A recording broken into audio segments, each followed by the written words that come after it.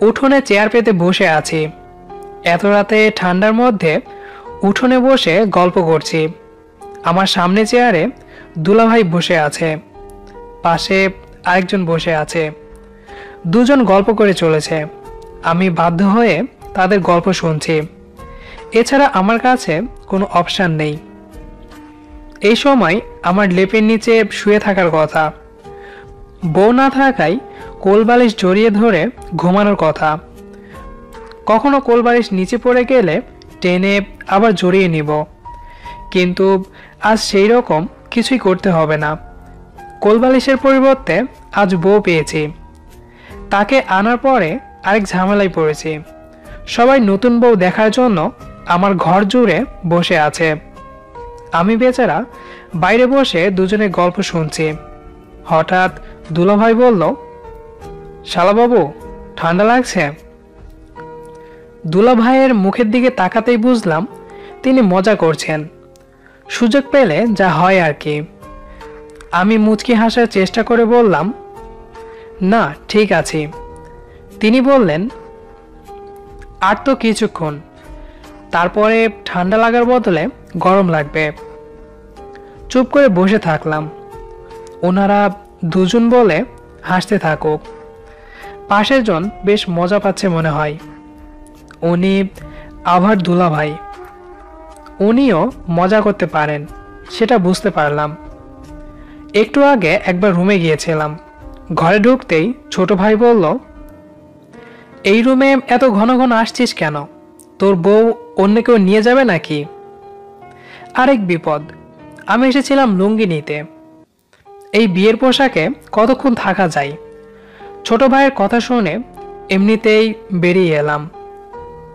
দুলাভাই উঠে দাঁড়ালেন, আমার দিকে তাকিয়ে বললেন, চলো এবারে ঘরে চলো, অনেক রাত হলো। এতক্ষণে তবে বুঝতে পারলো। দুলাভাই উঠে আমার ঘরে গিয়ে সবাইকে বের হতে বলল। আবার দুলাভাই পাশে দাঁড়িয়ে বলল, শোনো, নার্ভাস হওয়ার কিছু নেই। প্রথম প্রথম একটু নার্ভাস লাগে। লোকটার দিকে তাকালাম। মুখে দুষ্টুমির হাসি মিশে আছে। ওনার কথায় মনে হয় উনি বেশ অভিজ্ঞতা সম্পন্ন।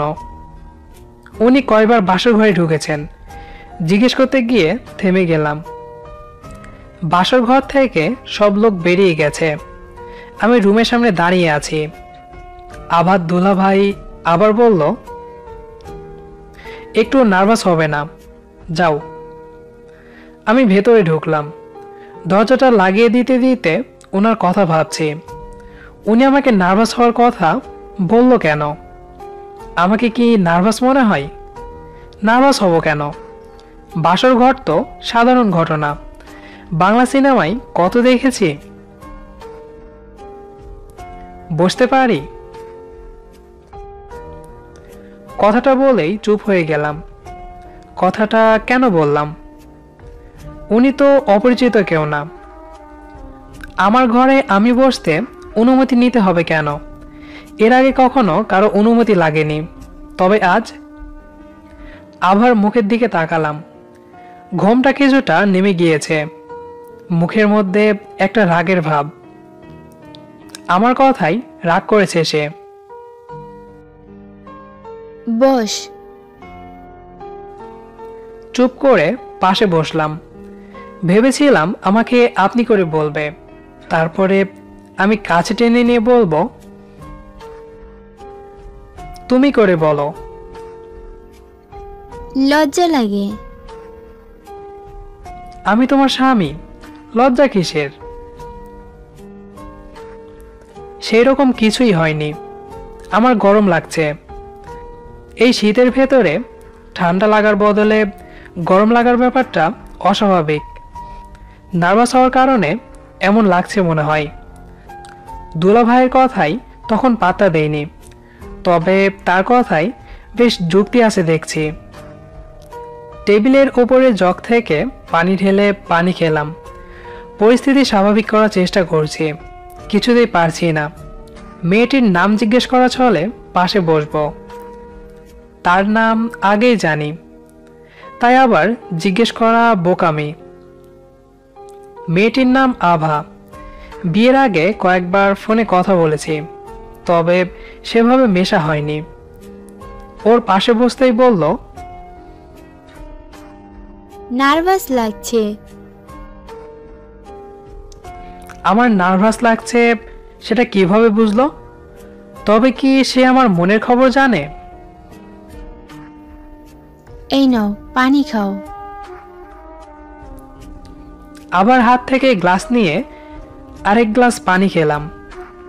নতুন বউয়ের দেওয়া জিনিস না নিলে কেমন হয়?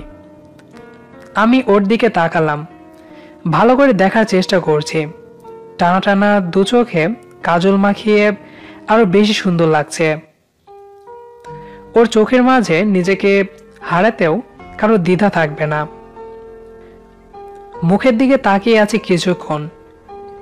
মুখের দিকে তাকিয়ে কিছু বলার ভাষা হারিয়ে ফেলেছি। এতক্ষণে নার্ভাস ভাবটা কেটে গেছে। এক মুহূর্তে মেয়েটিকে খুব আপন লাগছে। আভা মুচকি হেসে বলল, এভাবেই থাকবে নাকি চেঞ্জ করে নিবে? তুমি চেঞ্জ করে নাও, আমি পরে করছি। ওকে। আমি বিছানায় বসে আছি। ঘরটা খুব সুন্দর করে সাজিয়েছে। এর জন্য আমার ভাগ্নেদের অবদান বেশি। একমাত্র মামার বিয়েতে তাদের খুশি দেখার মতো ঘর সাজিয়ে অনেক টাকা আদায় করেছে তারা। সেটা আমার বাপের পকেট থেকে গিয়েছে। এ যাত্রায় মোটামুটি বাপের উপর দিয়েই টাকার ধগল গেল। আভা ওয়াশরুম থেকে বেরিয়ে এলো। ওর দিকে তাকিয়ে হাসতে থাকলাম। আমার হাসির ব্যাপারটা সে বুঝতে পেরেছে বোধহয়, তাই কিছুটা লজ্জা পেয়ে মাথা নামিয়ে দাঁড়িয়ে আছে। সে শাড়ি পরেছে, কিন্তু শাড়ির কুচি ঠিক হয়নি। হাসি থামানোর জন্য বলল, এর আগে শাড়ি পরিনি, কিভাবে কুচি দেয় সেটা পারি না। সমস্যা নেই, আমি ঠিক করে দিচ্ছি। তুমি? কেন, আমাকে কি অকর্মার ঢেকি মনে হয়? তেমন না, তবে তুমি? এখন এসো, ঠিক করে দেই। আবার শাড়ির কুচি ঠিক করে দিলাম। আমার সুন্দর করে শাড়ি পরানো দেখে সে অবাক। একটা ছেলে হয়েও এত সুন্দর শাড়ি পরাতে পারি? সে বলল, তুমি এত ভালো শাড়ি পরানো কোথা থেকে শিখলে? আগে কয়জনকে শাড়ির কুচি ঠিক করে দিয়েছো? কোনো মেয়েকে পরাইনি, তবে ছেলেকে পরিয়েছি। মানে? কলেজে থাকা অবস্থায় আমরা নাটক করেছিলাম। তখন আমার এক বন্ধুকে সাজানোর জন্য শিখেছিলাম। এখন থেকে তাহলে তুমি আমার শাড়ি ঠিক করে দিবে। আচ্ছা। তবে পড়াতে গিয়ে দুষ্টুমি করবে না। আভার মুখে দুষ্টুমির হাসি। আমি ওর হাসি দেখতে দেখতে ওয়াশরুমে চেঞ্জ করতে ঢুকলাম। ওয়াশরুম থেকে বেরিয়ে দেখলাম আভা চুপ করে বিছানার উপর বসে আছে। দুজনে কারো মাঝেই জড়তা নেই।